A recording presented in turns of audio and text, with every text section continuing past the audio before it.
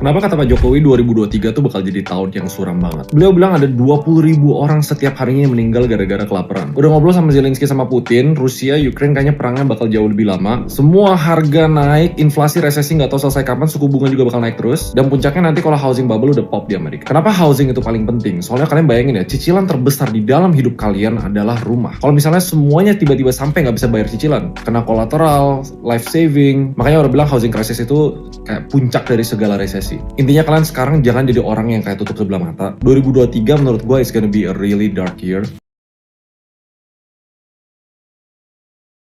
2023, iya sangat mungkin terjadi perlambatan ekonomi. Tapi sebenarnya yang lebih tepat itu adalah kembalinya ekonomi ke jalur yang seharusnya. Bukan cuma sekedar perlambatan doang. Ya saham misalnya, tentu pasti hancur-hancuran. Tapi itu wajar, karena emang selama 2 tahun terakhir, naiknya itu nggak wajar. Tahun 2023 nanti akan ada penyesuaian harga saham. Dari tahun 2020 sampai tahun 2021 itu ada kenaikan saham yang nggak masuk akal. Bubble sinting yang terjadi karena printing money elit global.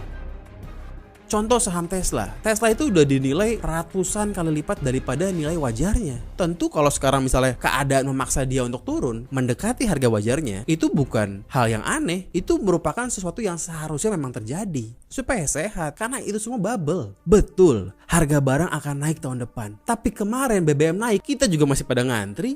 Masih pada mampu. Gak akan yang sampai kita bakal melarat maksimal, terus bakal tidur di trotoar semuanya. Gak sampai begitu. Kalau kemarin zaman Covid itu lockdown total, itu baru mengerikannya luar biasa. Orang gak boleh dagang sedikit pun. Bukan gak ada pembeli, gak boleh dagang, suruh di rumah tidur. Kalau yang ini meskipun akan melambat, tapi tetap ada yang muter. Itu bedanya. Dan Indonesia ini pun merupakan negara ekspor yang kaya komoditi. Gak akan tiba-tiba ekspor kita jadi nol, tuh gak mungkin. Tentu ada penurunan, tapi tetap aja ada uang yang akan terus muter di dalam ekonomi Indonesia. Kita itu bukan negara kayak Sri Lanka yang tiba-tiba ekspornya bisa nol dalam semalam. Kita ini negara Indonesia, negara kayak komoditi, bukan Sri Lanka. Yang harus sekarang ketar-ketir adalah orang-orang Eropa. Benua Eropa merupakan target operasi utama dari skenario 2023 kali ini. Kita bisa lihat sekarang euro dan pounds melemah. Kita bisa lihat sekarang mereka sedang krisis energi karena pemerintahnya sedang menjadi pahlawan kesiangan dengan mengembargo Rusia. Kalau Indonesia, ya cenderung aman.